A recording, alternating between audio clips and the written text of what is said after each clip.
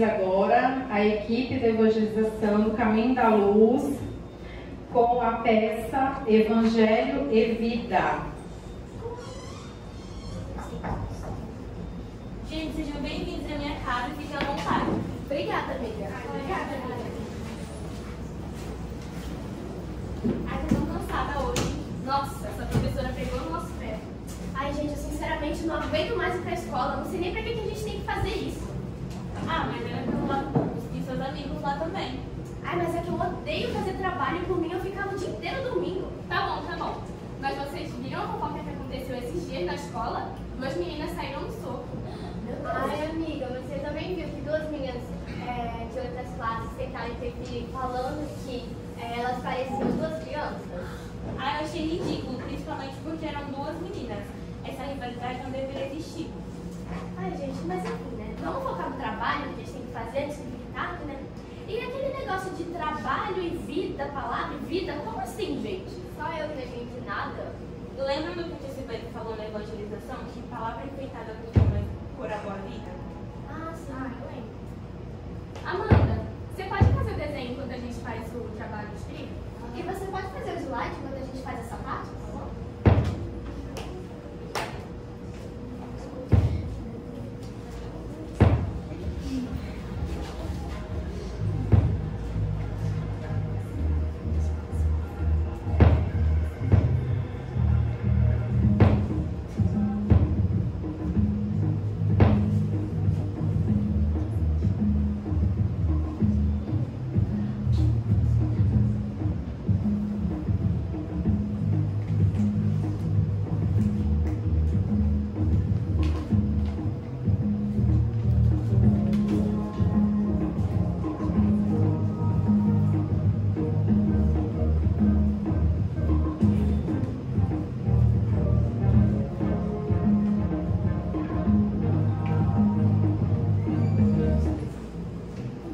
A gente terminou. Vocês terminaram? A gente também terminou aqui. Então vamos ler pra ver como ficou. Vamos sim. No mundo de hoje, a boa vida e a vida boa. Boa vida é bem-estar. Vida boa é estar bem. Por isso temos criaturas de boa vida e criaturas de vida boa. As primeiras servem a si mesmas e as segundas respiram no auxílio aos outros. A boa vida tem rastros de sombras. A vida boa apresenta marcas de luz. A desordem favorece a boa vida. A ordem garante vida boa. Palavra enfeitada costuma encorar boa vida. Bom exemplo assegura vida boa. Preguiça mora na boa vida. Trabalho brilha na vida boa. Ignorância escurece a boa vida. Educação ilumina a vida boa. Egoísmo alimenta a boa vida. Caridade enriquece a vida boa. Indisciplina é o objetivo da boa vida. Disciplina é o roteiro da vida boa. Amanda, Valentina, entenderam? Sim. Estejamos alertas quanto à posição que escolhemos. O que vale mais, ter uma boa vida ou uma vida boa? Entenderam? Amanda, você entendeu mesmo? A minha parte eu já vi.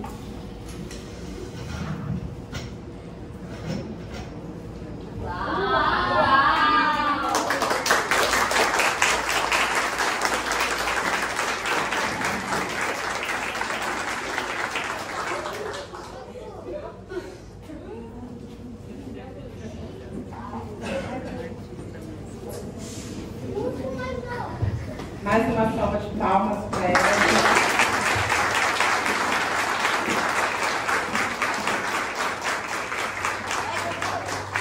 Aqui com vocês, toda a nossa equipe hoje, alguns que não estão presentes, a maioria aqui presente. Tem mais gente aí? Ah, a Isadora. Isadora, vem aqui.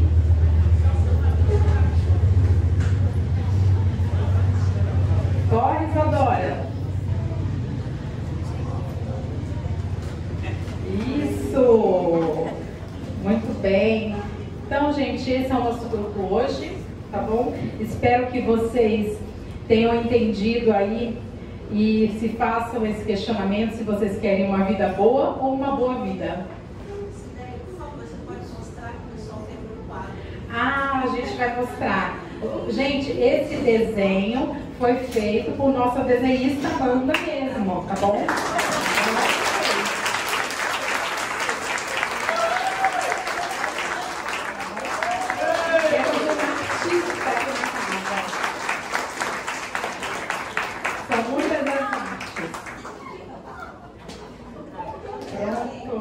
Depois ele vai ficar ali exposto para vocês, se vocês quiserem depois. Não sei se assim, a nossa artista é muito tímida, viu, gente? A expressão dela é através dessa arte. Então não vamos deixar ela mais envergonhada. Parabéns para todos.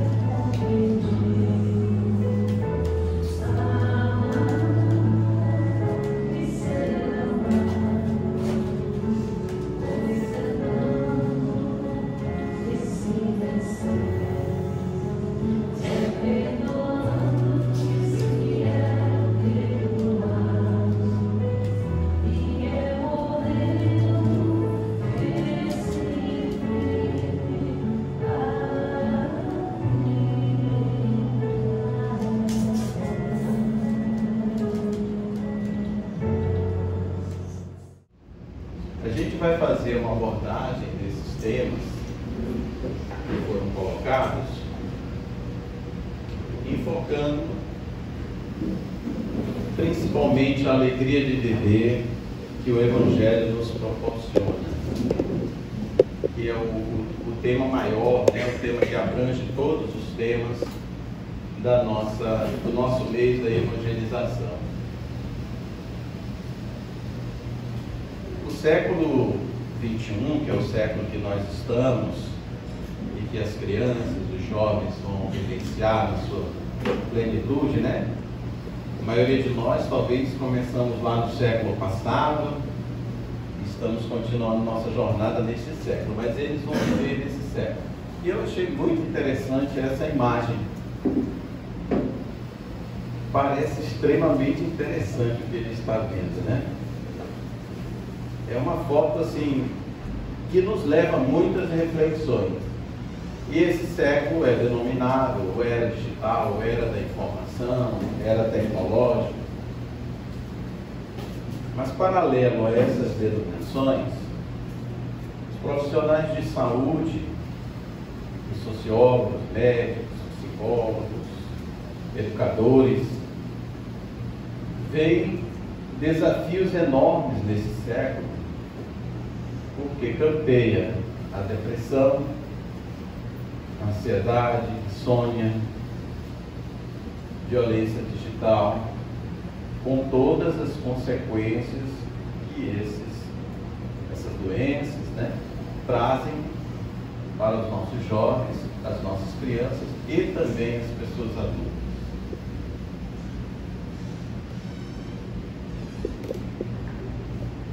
Certamente, esses fenômenos que nós vivenciamos neste século, eles têm muitas causas, que não só esses fatores, mas a gente vai focar um pouco mais na questão dos fatores emocionais, psicológicos e espirituais. E o que a doutrina espírita tem a nos oferecer, o que o Evangelho tem a nos oferecer no desafio deste século. Um século de transição, mas que a maioria da população do planeta, que já somos aí 9 bilhões de habitantes, ainda continua em dúvida de onde nós viemos, para onde nós vamos, qual o sentido de viver. Questões que sempre foram feitas pelos filósofos, pela humanidade, e quem não fez essas questões, formulando dessa forma, certamente em algum momento já pensou: o que é a vida? É só sofrimento? O que é a vida? É a vida boa? Como as crianças colocaram aqui. Existe algum propósito na vida? Então, se não fizemos as perguntas dessa forma, de alguma forma nós fizemos essas mesmas perguntas ao longo da nossa vida.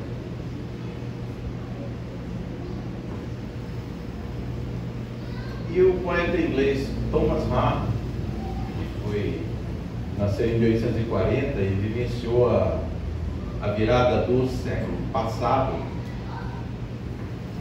ele pensou aí numa questão importante, e que ele até citado em inúmeras palestras do Divaldo Franco, ele é citado, e que ele fez a seguinte afirmação: o homem perdeu o endereço de Deus.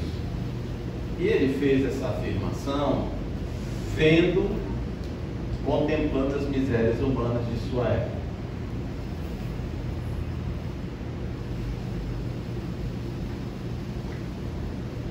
E aí nós temos que pensar, né? Como é que a doutrina espírita nos ajuda nesse momento dos desafios do século que nós temos. O Espírito Joana de Ângeles tem uma mensagem muito interessante, que a gente gosta bastante, que ela é de 21 de novembro de 2011. Ela é bem atual, né? Falando sobre o sofrimento. E ela diz o seguinte, uma coisa muito interessante: o Espiritismo não é o mensageiro da eliminação do sofrimento. Tá? Ele é antes o consolador, que vai nos oferecer recursos para que a gente supere todo e qualquer conflito, amargura, provação, construindo o futuro melhor que nos espera. Isso nós estamos falando em torno da encarnação presente. Então, o Espiritismo vem dizer, olha, vá na casa espírita, leia o livro espírita, estude a doutrina espírita, que você vai ter uma vida, vida boa, né? Ao contrário, né? A boa vida. Ou seja, não é por se dizer espírita que nós vamos estar livres de todos os sofrimentos. Não é por tomar passe que a gente vai estar livre de todos os sofrimentos. Não é porque vir assistir a palestra que a gente vai estar livre de sofrimento. Ou estudar um livro. Nós vivemos neste planeta, que é um planeta de provas e expiações ainda, em transição para um mundo melhor, de regeneração. Então é preciso, esses desafios são necessários. O que a doutrina espírita nos oferece é o esclarecimento que nos consola. Jesus disse, vinde a mim, todos vós que estáis aflitos e sobrecarregados, que eu vos aliviarei. Ele não disse que vai tirar toda a carga, né? Ele disse que vai aliviar. E esse alívio são esses recursos para a gente entender o que acontece conosco e ter a oportunidade de aproveitar a nossa encarnação. Agora, Allan Kardec, na questão 799 do Livro dos Espíritos, perguntou aos espíritos, né, de que maneira pode o Espiritismo contribuir para o progresso. E aí os espíritos foram bem claros, destruindo o materialismo. Lembra? O homem perdeu o endereço de Deus. O que no fundo é isso? A ciência diz que Deus está morto. Só se acredita na matéria.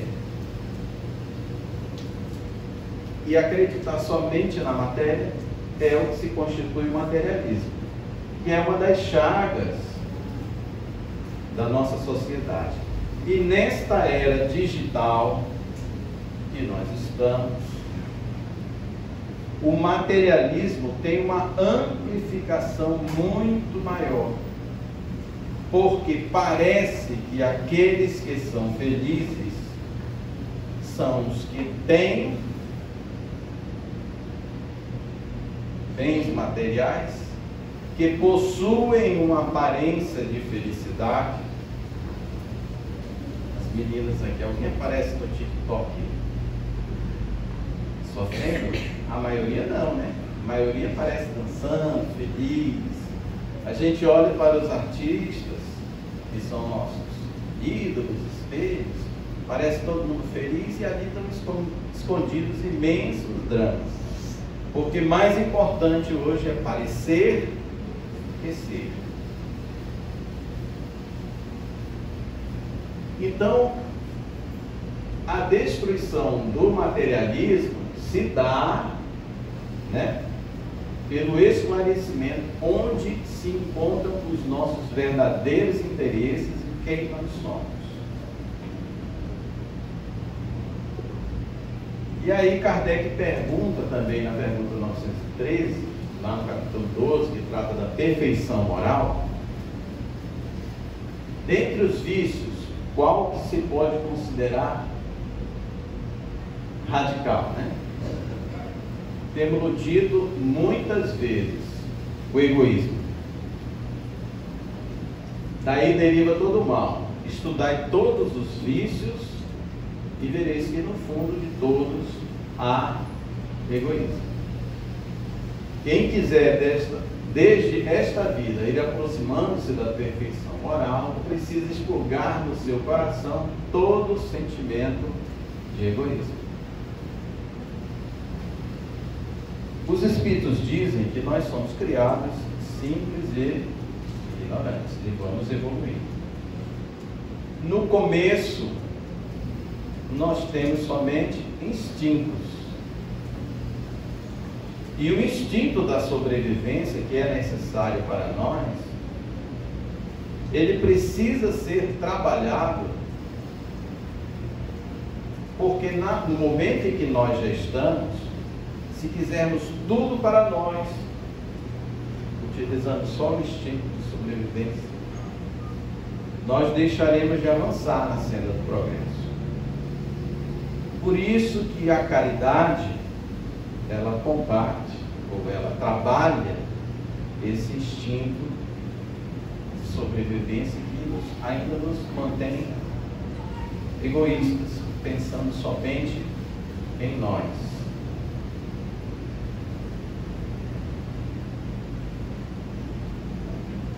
E aí, na pergunta 914, Kardec também pergunta, olha, o egoísmo é um sentimento de interesse pessoal bem difícil, parece extirpá-lo, ou seja, terminar com o egoísmo, inteiramente no coração humano. Kardec pergunta assim, será que a gente vai conseguir, extirpar o egoísmo? E os Espíritos respondem, à medida que os homens se instruem acerca das coisas espirituais, menos valor dão às coisas materiais. E depois disso é necessário que se reformem as instituições humanas, que o entretenha esse. Isso depende da educação. Então, além desse caráter consolador, a doutrina espírita, o ensino dos espíritos, veio como um recurso para nós que estamos encarnados e somos espíritos, para nós nos educarmos. Então, mais importante do que ouvir, só ouvir, é refletir e sentir e pôr em prática. É assim que a gente vai trabalhando o nosso, as nossas qualidades morais.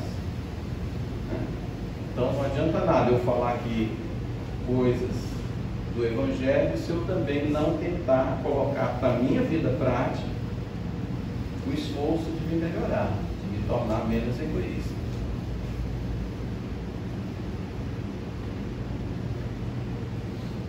Agora, a gente já viu então que esse é um processo de educação que vai nos favorecer.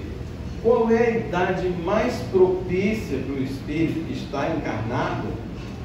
Deve ser educado. Isso aí está respondido nessa questão que Kardec fez. Qual para este, para o espírito, este é o espírito, a utilidade de passar pelo estado de infância? E aí os espíritos respondem: encarnando com o objetivo de se aperfeiçoar, o espírito, durante esse período, durante a infância, ele é mais acessível às impressões que recebe, o que é capaz de lhe auxiliar o adiantamento, para o que devem contribuir os incumbidos de educá-lo.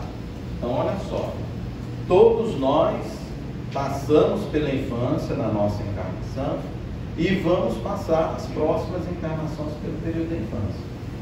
Por quê?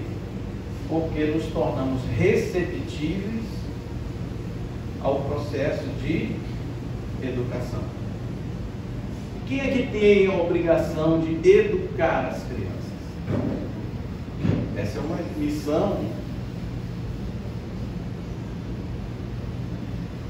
que está reservada primeiro aos pais, né? Mas todos os adultos têm a obrigação de educar as crianças. Só que a educação ela precisa ser convenientemente entendida para a gente chegar no progresso moral. Não é só a educação que dá instrução. Precisa ser a educação que traga a educação do Espírito, baseando no Evangelho. É isso que a doutrina espírita traz. Então, a doutrina que os Espíritos trouxeram, relembrando Jesus, é uma doutrina que nos impõe a educação. E quando nós conhecermos essa arte de manejar os caracteres, de como se conhece de manejar inteligências, conseguiremos corrigi-los do mesmo modo como se aprumam plantas novas. Essa arte, porém, exige muito tato, muita experiência e profunda observação. Então, educar é um processo contínuo, que nós temos que estar atentos, e é uma arte que exige um esforço grande de nós, porque quem se propõe a educar precisa antes educar a si mesmo.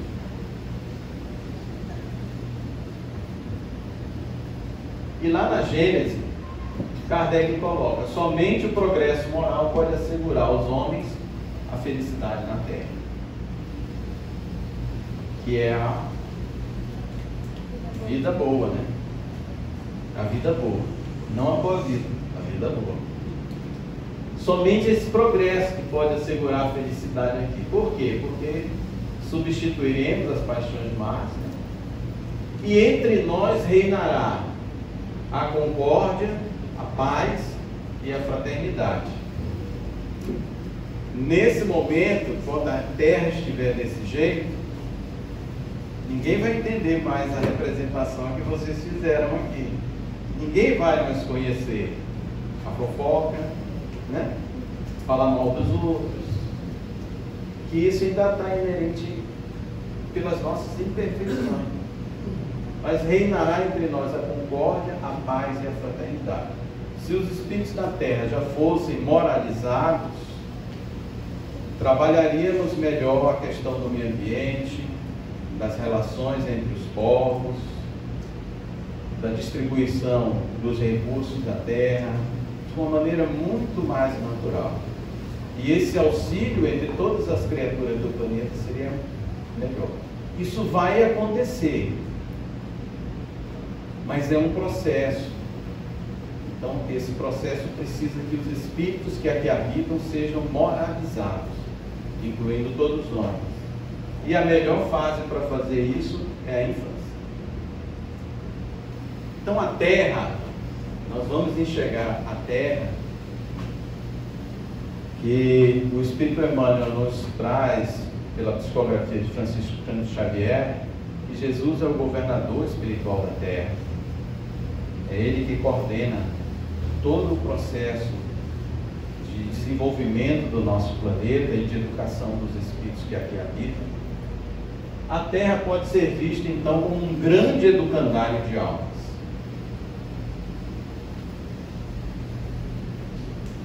Com Jesus à frente. Então, o trabalho que nós temos na Casa Espírita da evangelização, e aqui nós felicitamos a todos os trabalhadores, a direção da casa, aos frequentadores, de manter esse trabalho da evangelização, é um trabalho de educação dos espíritos no momento mais oportuno, quando eles estão mais acessíveis a receber essas boas informações, né? Agora, se a evangelização é tão importante, por que a gente ainda vê, pelo relato dos evangelizadores, situações que nos levam a crer que que nós precisamos ainda, todos nós, pais, trabalhadores, estar cientes de que a evangelização ela não pode ser confundida com o processo de tomar conta das crianças. Alguém está tomando conta das crianças, eu fico aqui na palestra, tranquilo. Não é isso. Os pais não têm atitude passiva nesse processo de evangelização, porque o processo de evangelização não se dá somente na casa espírita, mas ele também se dá na casa espírita com um aspecto muito importante que a gente vai falar um pouquinho mais na frente.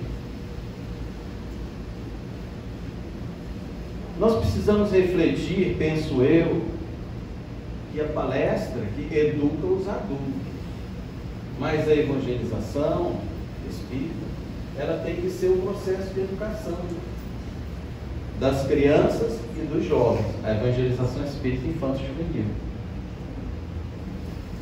ela não é um momento de somente tomar conta das crianças, né?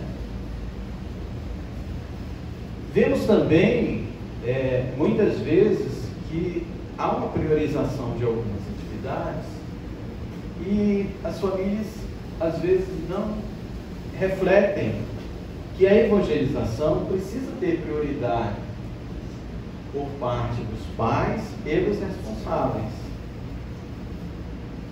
na vida, na organização dos tempos, né, da família, para que a criança tenha aquele momento em que ela vai absorver aquelas informações importantíssimas para o seu desenvolvimento como espírito.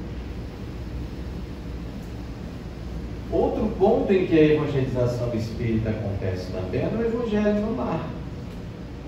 É a oportunidade que os pais têm de ofertar um ambiente para que todo o lar se beneficie, com a presença dos espíritos bifazeiros, com uma leitura salutar. Ah, mas minha criança é muito pequenininha. Conversa com as evangelizadoras como é que faz o evangelho lá, porque elas não vão ficar quietinhas se a gente ficar só lendo ou uma palestra como eu estou fazendo aqui. Mas existem estratégias para também a criança participar do evangelho lá e já ir absorvendo todo aquelas informações que estão sendo colocadas ali.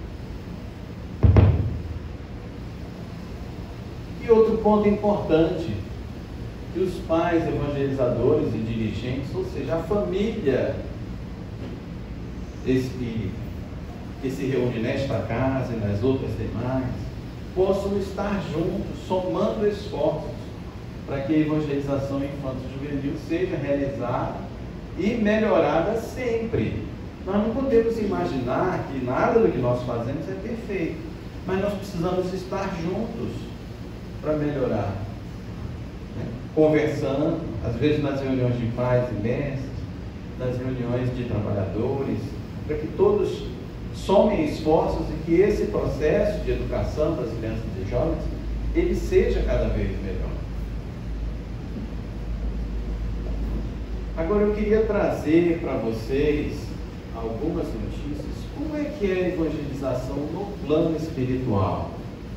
Porque a gente tem só o olhar aqui da matéria.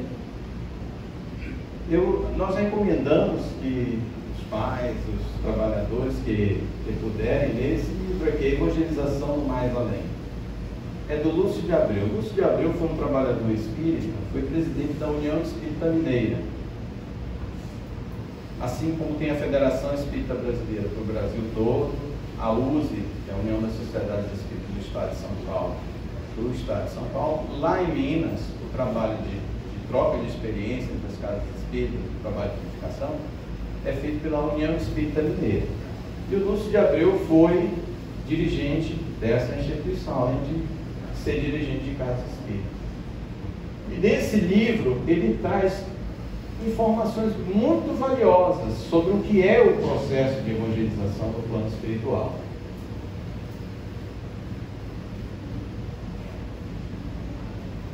E ele diz o seguinte, entre outras informações muito preciosas: antes de reencarnar, aqueles que se dedicam à tarefa da evangelização participam de cursos teóricos e práticos sobre os conteúdos da doutrina espírita e do Evangelho.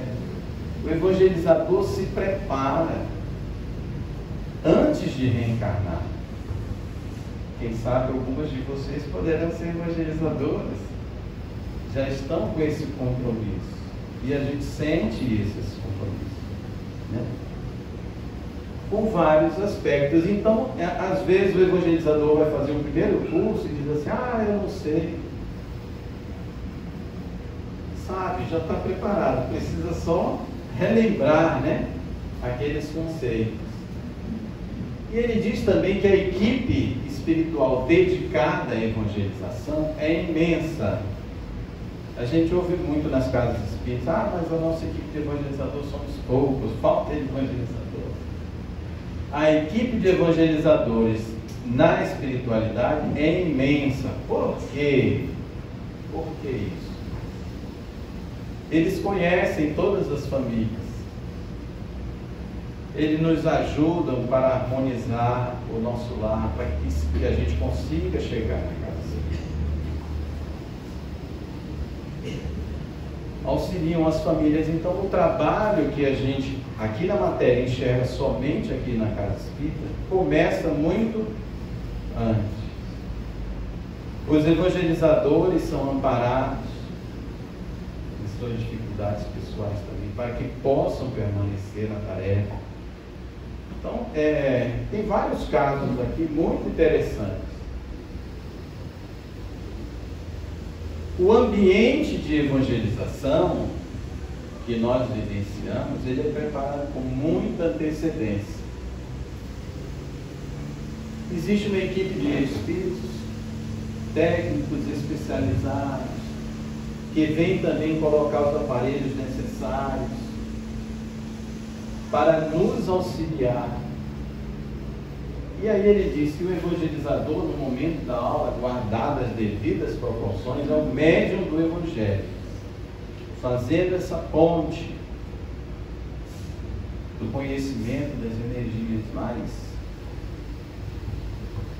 sutis do evangelho para adentrar e sensibilizar nossas almas, a nós. E ele diz um ponto importante: o conteúdo moral da aula será fixado de maneira indestrutível dos arquivos psíquicos do espírito. Pode ser que a gente não saiba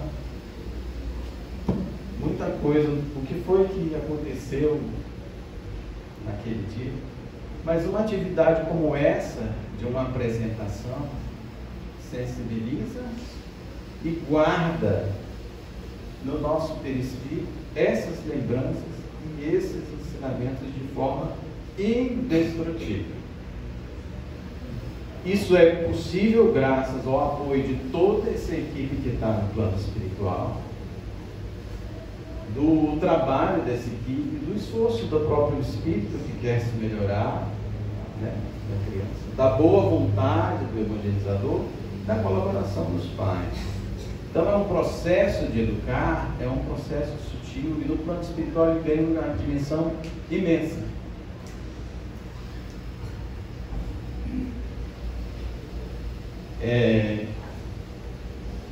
Tem vários exemplos, e tem uma companheira chamada Sheila Passos, que ela já desencarnou, mas era de Minas também.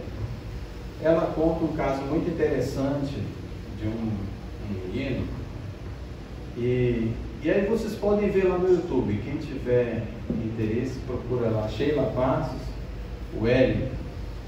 Eu vou resumir o caso. O Hélio era numa região carente lá de Belo Horizonte, esse trabalho. Ele foi para a evangelização, ainda com o coração muito embrutecido, vamos colocar assim, por suas vivências passadas, e aos poucos, com o processo da evangelização, a estratégia que o evangelizador utilizou de trazê-lo para ser o auxiliar. Então ele, com 7 anos, ele começou na casa espírita, pegando um pedaço de ferro, batia nos bancos da casa espírita. A casa espírita era toda depredada, porque era uma região que as pessoas entravam, quebravam. Um tempo ele passou a se auxiliar na evangelização, porque ela usou o estratagema que ele sabia desenhar bastante. E todo mundo era burro. Eles chamavam todo mundo era burro porque não sabia desenhar. Os colegas, a professora. E foi passando. Só que um dia ele contou para ela que ele tinha sonhos, que eram sonhos assim que ele ficava muito perturbado. Ele sonhava que tinham malfeitores que vinham agredi-lo. E ela ensinou para ele: quando você tiver esses pesadelos, você canta assim. Quando eu tenho medo, eu não penso assim: Jesus é meu amigo, Jesus gosta de mim. E ele passou a cantar essa musiquinha, se acalmava, e disse: tia, essa noite eu cantei essa musiquinha. E nas reuniões mediúnicas se soube, né, os inimigos dele, espirituais, porque ele fazia parte de uma falange do qual ele tinha sido líder dos malfeitores. E agora, aqueles que eram liderados por ele não queriam que ele evoluísse. E vinham atacar. Enfim, eles se mudaram, a família se mudou, ela ficou triste porque a família se mudou, nunca mais tiveram notícia. A notícia que ela foi ter dele foi numa reunião mediúnica, que a médium chegou para ela e disse: Sheila, tem um espírito aqui que diz que te conhece.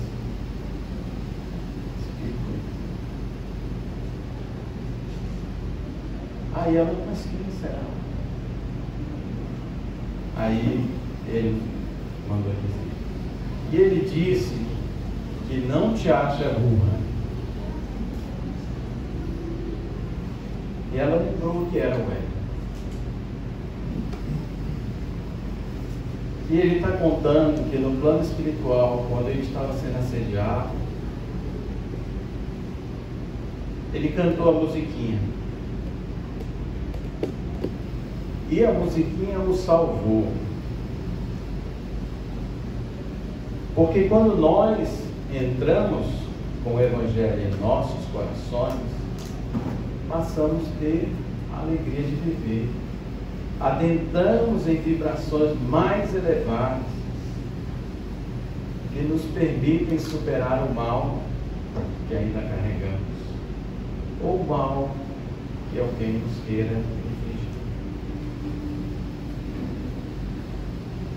Por isso que Anália Franco coloca uma frase aqui muito interessante. É a dama da educação, né, do Brasil.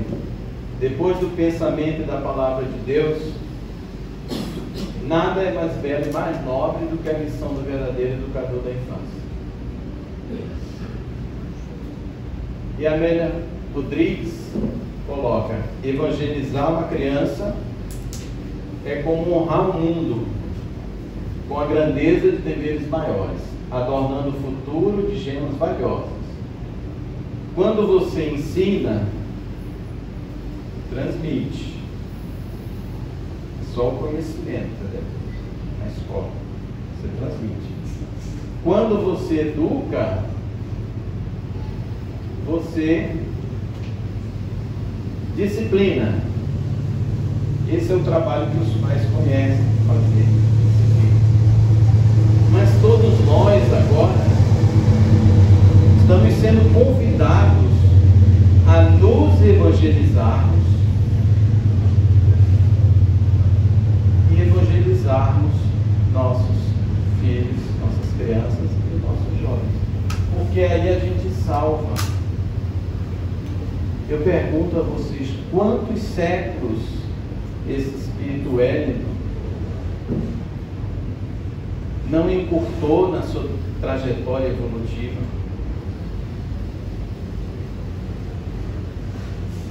Se decidindo pelo bem. Então são dramas que se desenrolam no planeta, entre os dois mundos, em que nós estamos patinando no nosso processo evolutivo. Ofertemos às nossas crianças e aos nossos jovens a doutrina espírita compreendida com o Evangelho de Jesus, ou o Evangelho de Jesus esclarecido pela doutrina espírita.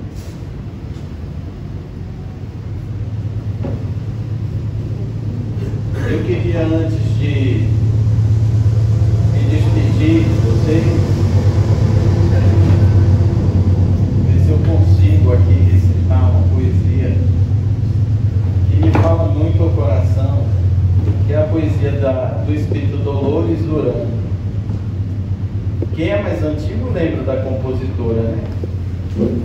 Alguém lembra?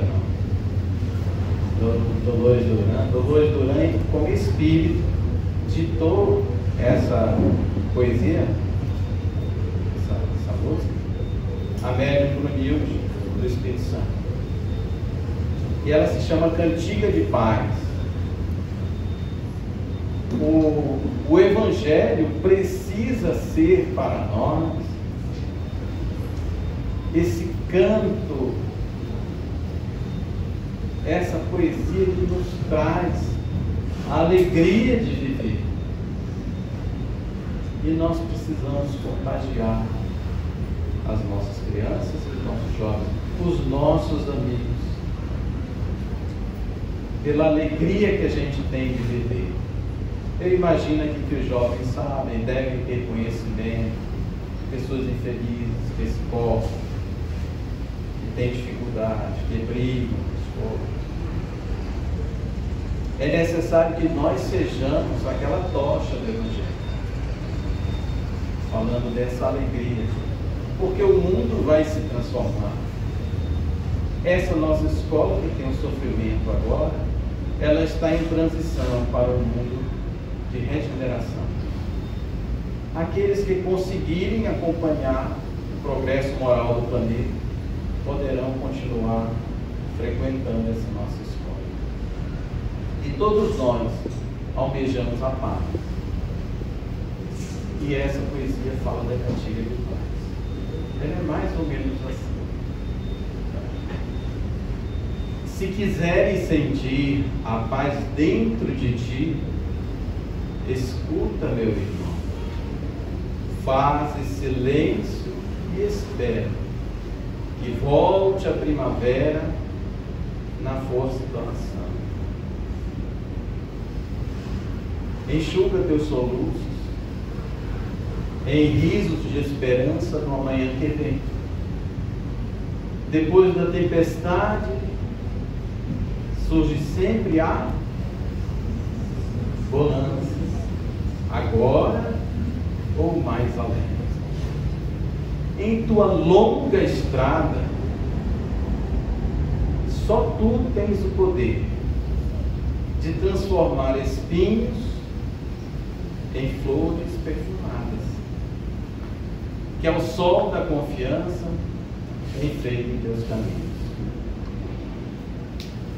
Olhando ao teu redor, verás que almas tristes te pedirão amor. Sorri, ampara, aquece, seja o irmão que for. Sofrendo chuva e vento, o trigo dora ao campo, sem falar da sua dor. E quando a nuvem passa, a terra generosa desabotou em flor. Imita a natureza, que se desfaz em luz até o entardecer. E quando a noite chega, no céu acende estrelas até o amanhecer. Nós não conseguimos ainda ser toda essa luz, mas nós podemos ser o pirilã nessa noite, que é o nosso século, em que ainda o materialismo vige, está presente. Mas acendendo essa luzinha do pirilã, nós vamos chegar no alvorecer de uma nova era, numa era de fraternidade, de compreensão que somos espíritos encarnados, que a nossa destinação é a felicidade. Para isso, é muito importante que nós comecemos a nos educar, para educar também os habitantes mais novos do planeta, que chegaram há menos tempo, porque eles estão na idade mais propícia. Muita paz a todos. Muito obrigado pela oportunidade. A nossa alegria de estar aqui com todos vocês.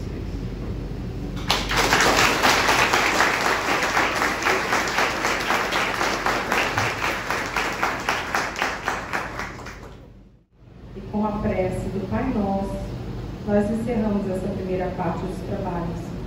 Pai nosso, que estás nos céus, santificado seja o vosso santo nome.